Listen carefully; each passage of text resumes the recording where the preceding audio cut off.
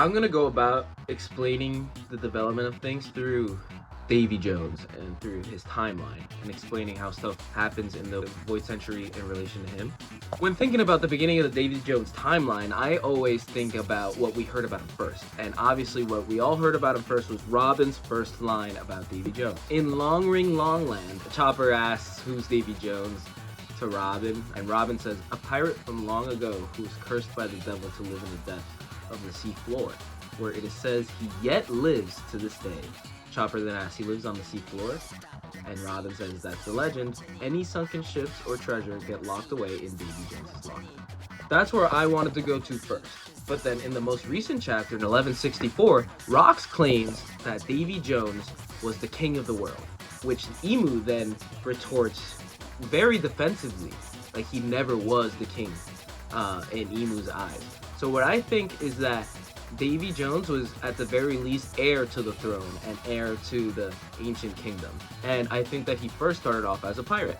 Obviously he's not the first pirate because that was claimed by Vegapunk to be Joy Boy, but I'll get into how close Davy Jones and Joy Boy really are in a second. This is also consistent because in the story of One Piece, kings and pirates are constantly tied. I mean, there's Luffy's dream, which is to be the king of the pirates, and king of the pirates is the most prestigious pirate title. Conqueror's Haki is sometimes called Supreme King, or Color of the Supreme King and Supreme King Haki.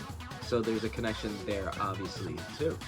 Since Joy Boy is the first pirate, what I think is that Davy Jones joined Joy Boy on his crew. There's a couple reasons why I think this. First off is that Joy Boy and Davy both carry the D initial. Also, Joy Boy and Davy Jones are constantly parallel. They're constantly put together in conversations, and especially in this last chapter, who are you more afraid of, Emu? Davy Jones or Joy Boy?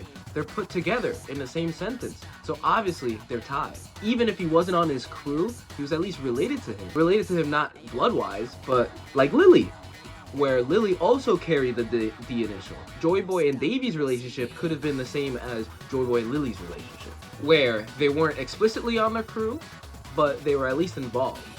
If you prescribe to the theory that he was another pirate crew on the seas that came after Joy Boy and they were rivals, then that is also a good way to explain it too. Davy D. Jones then had to leave, stop being a pirate, and then becomes heir to the throne on the ancient kingdom.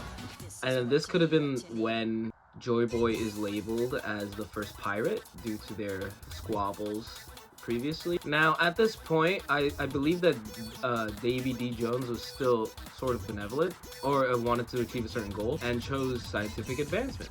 And then in his quest for scientific advancement, however, he flew too close to the sun, quote unquote, just like Vegapunk. I'll explain what I mean by this in a minute.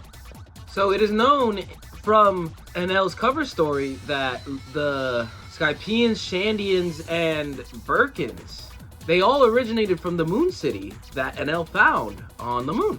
And after using the resources, the inhabitants decided to travel to the blue planet, which is Earth, or wherever the story of One Piece is taking place.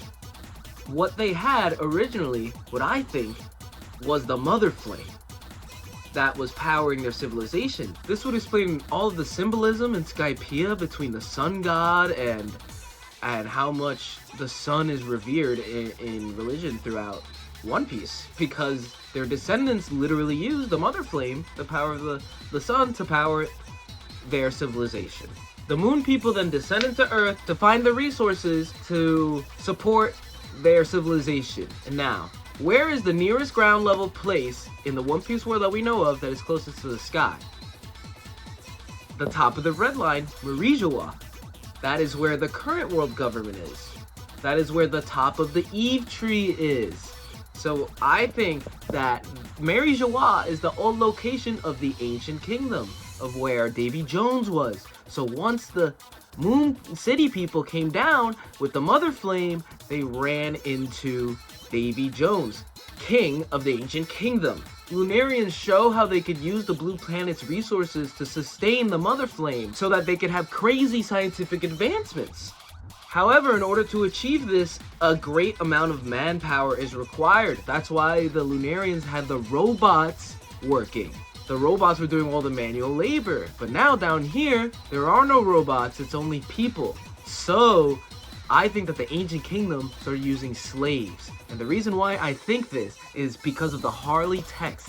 In the first world, it says, flames engulf the land, and the humans succumb to their desires. Touching the forbidden sun. Flames engulf the land, and the humans succumb to their desire. What I think, that's the mother flame coming down. Davy Jones realizing the price to pay for scientific advancement is going to be the slaves and the lives he'll lose with the slaves. And that is the touching the forbidden sun. Forbidden means doing something despicable, like putting slaves in order to use the sun. I also think this because of what Vegapunk says. Vegapunk says, I dreamt of a source of endless eternal energy, and in my desire to push the world forward in the future, I flew too close to the sun. In Vegapunk's desires, he flies too close to the sun and gets caught by the world government and provides them with the mother flame. It could be that in Davy Jones's endless pursuit of scientific advancement and for energy, clean energy for the kingdom, he flies too close to the sun and loses his ways, enslave his people. Now here's where we're going to get into the part of the video where some of you may disagree with this theory because it's kind of silly. But I do think that it is worthy to present because there are a couple things that support it in the series. Because of the newfound mother flame, Davy then notices how fruits are starting to bear on the Eve tree. We know that the Eve tree is at the top of Mary Joie, and we know the reasons why I think that the ancient kingdom is at the top of Mary Joie now. So now because of the mother flame and because of Vegapunk's theory is that every devil fruit is a possibility for human evolution that someone desired, I think that devil fruits are a result of the ancient kingdom slaves' desires to be let free. That's the gum gum fruit's originator. And then it bore at the closest, it grew at the closest tree, which at the time would be the Eve tree. Okay, due to this discovery, people named these fruits after the naming scheme of its founder, being Davy Jones. Now, to explain that, I have to define what I think Davy Jones's real name is. Davy D. Jones, and I have to explain what the D is. For this theory to work, the D would have to be Davy. Now, this is why it's controversial. I know that not a lot of people think that Davy could be the D, but I do think that it's worth mentioning. The instances D is Davy, which is in the most recent chapter. Rox refers to the will of D as the will of Davy. Now, I have looked for translations where it explicitly says the will of Davy, but turns out actually the only thing that it says in every translation I could find is Davy's will. The only one that I found was the translation by the Will of Marco when he says the will of Davy. So take that with what you will. However, there are more instances, soft instances, where it would tie the D to be Davy, such as Chopper's name being Tony Tony for no type of reason. Now the other reason that the D could be Davy is the naming scheme of the devil fruits, being that they're named twice. Gomu Gomu, Mera Mera, Jika Jika. Now let's connect the dots that we have out here. The founder of the devil fruits naming scheme would be Davy Davy, a repeating name, a name that is twice. Since at this time the D name isn't abbreviated because it's not being shunned by the world government, he probably went by Davy Jones. So in order to honor the founder of the devil fruits, they probably didn't call them the devil fruits at the time. They called them but just by the fruit names. People call them whatever defining feature they was in the scheme of Davy Jones's name. The reason why the fire fruit is fire and not just fire is because people called it after the originator and the founder of devil fruits, Davy Jones. So now we know that devil fruits have a will of their own, and we know that the sun god fruit evaded the world government for years, and they couldn't find it for centuries actually. So now we could easily assume that once the sun god fruit was found, it was evaded by the people of the ancient government, and Joy Boy ended up with the fruit somehow. This would explain why Davy Jones doesn't have the human fruit model sun god, but he was the originator of devil fruits.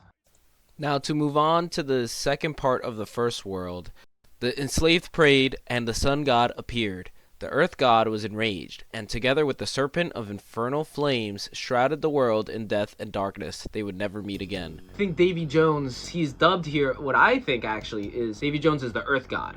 Because logically, if the sun god appeared, who would be upset? Davy Jones in this scenario. Because my fruits that give power somehow got leaked out into the public. And that's what would make the earth god enraged. Now, I think he's called the earth god because he had the Quake fruit, which will go back to Davy Jones's successor, Blackbeard, having the Quake fruit. Another reason I think Davy Jones is the Earth God is because of the naming of the gods. We know that these gods aren't literal. It's a metaphorical meaning given to the figure. So Luffy's the sun god because Luffy brings about everything that is metaphorical about the sun. It's the new day. It brings about a change, you know?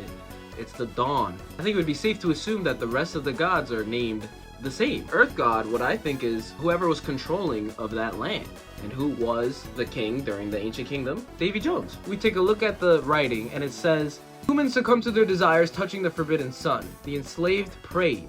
As we discussed earlier, that is the ancient kingdom utilizing the mother flame. And as a result, the devil fruits began to show up. Then, because the enslaved prayed for a liberator, the sun god appeared. The fruit that was a result of the slaves in the ancient kingdom praying was the sun god fruit. It says the earth god was enraged, and together with the serpent of infernal flames, shrouded the world in death and darkness. This would mean 100-year-old war was fought between Davy Jones and Joy Boy.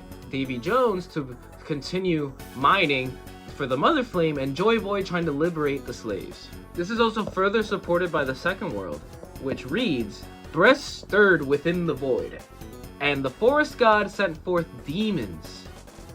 The sun did nothing, but spread the fires of war. The people of the half moon dreamed. The people of the full moon dreamed. Humans slew the sun and became gods, and the sea god raged. They would never meet again. I think that the forest god is actually Emu, because sending forth demons sounds exactly like Dami Reversi. Joy Boy goes to answer the call of the slaves and liberate them. A great war began. So, Joy Boy, like it says here, the sun did nothing but spread the fires of war. They didn't differentiate between who was who, but fought. In the war, somewhere in the 100-year war, Emu and 20 kingdoms betray the ancient kingdom. And then with their newfound Mother Flame powers, defeat Joy Boy. So we know that Emu and the 20 kingdoms betrayed the world government, so they betrayed Davy. Now, I think this happens because the theming behind the people that inherit Davy's will, which is a lot of betrayal. Rocks gets Dami Reversi'd and betrays his crew and leaves behind a lineage of betrayal. Blackbeard, how does he start? He starts by betraying someone on the Whitebeard Pirates and collecting the Yami Yami no Mi. The people of the Half Moon dreamed. The people of the Full Moon dreamed. Humans slew the sun and became gods, and the sea god raged. They would never meet again. Humans slew the sun and became gods, and the sea god raged. As a result of the 20 kingdoms and Emu's betrayal, humans slew the sun and became gods. These are the people, the 20 kingdoms, banding together to beat Joy Boy and raised to be the celestial dragons. And then the sea god raged. Now, I think Davy Jones has gone from the earth god to the sea god. And here's why I think that. The reason why I think Davy Jones is also the sea god is because we know that these god names are just titles given to persons of great importance, such as the sun god, the bringer of liberation, the dawn, and the earth god, which is Davy Jones. When looking at the sea god, we have to look at the circumstances that they're calling the sea god. This is after Joy Boy has lost. So this is with the new dogma of after the ancient civilization of what Emu wants. So I actually think that the sea god is Davy Jones because of what happens to Davy Jones as a result of the Void Century War, which is going back to that first thing we talked about, what Robin said, a pirate from long ago who was cursed by the devil to live in the depths of the sea floor. I think that Emu, as a result of the war, banished Davy Jones to the bottom of the sea, and therefore he was known as the Sea God. Davy Jones promised Emu that his lineage would be back to be the rightful rulers of the world after Davy Jones lost. This would explain the promise that Rox was talking about, which would explain why Rox wanted to get a Galila ship, one that's big enough to be able to go to the bottom of the sea to get Davy Jones, to be able to fulfill the promise that I'll be back, my lineage will be back to be the rightful heirs of the ancient kingdom. And that's why Blackbeard and Rox wanted world domination. This could be the ramblings of a crazy man, but I just wanted to get out what I think happened from Davy Jones's perspective in the Void Century, and it could lend an explanation to Devil Fruits.